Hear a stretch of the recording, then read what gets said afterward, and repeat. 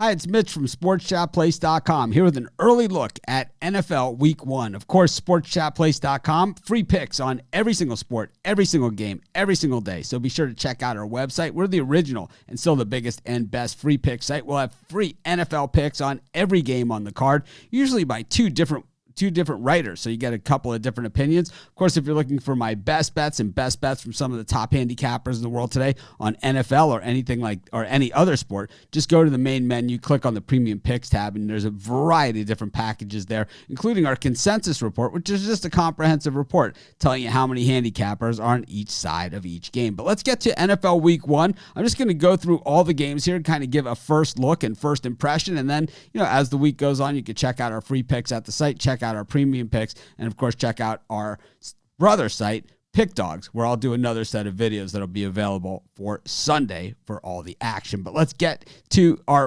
the card. The first game on the card, the Chiefs and the Texans on Thursday night. Of course, the Chiefs, the defending Super Bowl champions, don't get the luxury of having this, the banner raising and everything in front of their fans. Kind of short change there. Maybe they'll do it again, after they do have fans in the stands. But the Texans, 9.5-point dogs in this one. It's come down a little bit. I've originally opened at 10, and the total in this one was originally 56.5, down to 54. I think that's where at least my early play is probably on the total in this one, and I think the under 54. When I look at the next game, the Dolphins playing the Patriots on Sunday. Of course, this is a different Patriots team. This is a Cam Newton Patriots team. And this is a Patriots team favored by 6 points against an upstart Dolphins team with, pretty good expectations. They took their lumps, but we saw some good signs from that team last season. I expect to see a lot of action on the Dolphins. 50-50 on the money here, but the line is down to 6.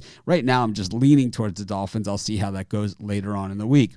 The next game, the Buffalo Bills taking on the New York Jets. The Bills 6.5-point favorites at home. The line hasn't budged, but the total has, from 40 down to 39.5. The Bills are obviously the better team, but the Jets have been building, and they picked up some players last year, which didn't really gel into a winning team. Sometimes it takes a little time to become a team, and maybe the Jets will find that answer this year. Right now, I'm leaning Buffalo, though, at home. The next game is a tough one to figure out with the Falcons hosting the Seahawks. The Seahawks, you're never sure what you're going to get, but you're going to get Russell Wilson, and he certainly is one of the best quarterbacks in the game.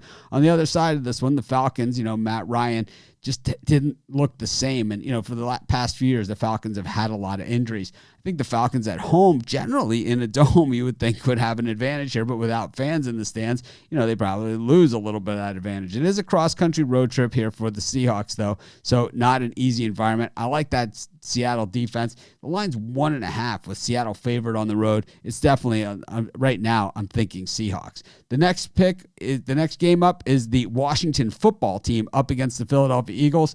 Most people that have seen my shows or have heard me over the years, I'm not a big believer in the Eagles. Yeah, we had them in the Super Bowl that year against the Patriots, but those picks like that have been few and far between because mostly the Eagles have been disappointing. The Redskins, with modest expectations, only 6-point dogs in this game, which is a little surprising. And with only 28% of the public on the Redskins, the line has dropped to 0.5 point. You guys know I love inverse line movement. Right now, I'm leaning towards the Washington football team. The next game on the board is the Minnesota Vikings against the Green Bay Packers. Once again, the Vikings would have been in that stadium packed with fans, a very, very tough building. Meanwhile, instead, they get a dose of Aaron Rodgers, who is pretty much competing for a job at this point after the Packers went quarterback in the draft. Hard to forget that anytime soon. The Packers are a team that seems to do it with patchwork type players. The Vikings are a team that are thinking, well, maybe we make it to the Super Bowl. One of the tougher games on the board with the 3-point spread, probably leaning to the over in this game, which is set at 46. The next game up is the Jaguars against the Colts. Of course, the Colts now have Phillip Rivers there as quarterback to throw the ball deep, something that I haven't been able to do in a little while. And on the Jags, well, kind of cutting bait with some guys and at least finding a direction. It is Connor Minishew's team. They do not have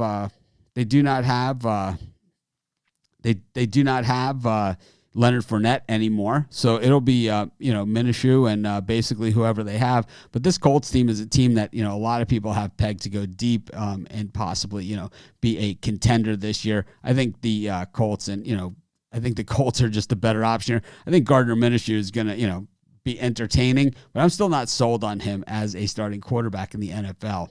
We've got the Detroit Lions up against the Chicago Bears. The Lions 3-point favorites at home in this one. Inverse line movement with the Lions, 45% of the public on the Lions, and the line going from -1 to -3. The Bears were a playoff team just 2 years ago. Mitch Trubisky has been named as the starter in Chicago. I don't know what kind of news that is for Bears fans. Nick Foles is probably better off the bench, and he's shown throughout his career to be better off the bench anyway. We'll see how long he's on the bench and if they go to almost a 2-quarterback system in Chicago. But tough to take the Lions at any point until they've proven something to us. The next game on the board, we've got the Baltimore Ravens up against the Cleveland Browns. It was a disappointing exit from the playoffs for the Baltimore Ravens last year. The Cleveland Browns, it's been a disappointing decade or two, right? This is a team that just seems to always underperform. The line is 8.5, and we've seen the Ravens in some of these early season games with Lamar Jackson at quarterback last year absolutely ring it up on some teams. I'm leaning on laying the 8.5 here. The next game up is the Panthers against the Raiders. Expectations for the Raiders are a little bit higher this season. They have some good young players. They have some good young talent, and I really like what they did in the draft. I like the Ruggs draft choice in the first round, and I think that he adds certainly another angle there. And, John Gruden certainly knows what he's doing when it comes to accumulating talent. The Panthers have a new head coach, and this guy's a winner. He rebuilt him at Baylor in a hurry. I know this is the NFL, so it's certainly a different story, but Matt Rule, he's no joke as an NFL coach. Getting 3 points at home with the Panthers, I'm definitely leaning on taking the 3. The next game up is the Bengals at home, getting 3 against the San Diego Chargers. Yep, the Phillip Rivers era is over in San Diego, and the Joe Burrow era begins in Cincinnati. So kind of just a different look at both these teams. The Bengals opened as 5-point dogs. They're now 3-point dogs in this game. I don't like Burrow against that San Diego defense, that's for sure.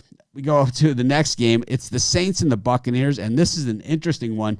The line here down from 5.5, the Saints were favored, now down to 3.5, and of course Tom Brady, Rob Gronkowski and crew, and now Leonard Fournette, all in Tampa Bay, getting ready for action in this one. I think this is a tougher one to call than you would think.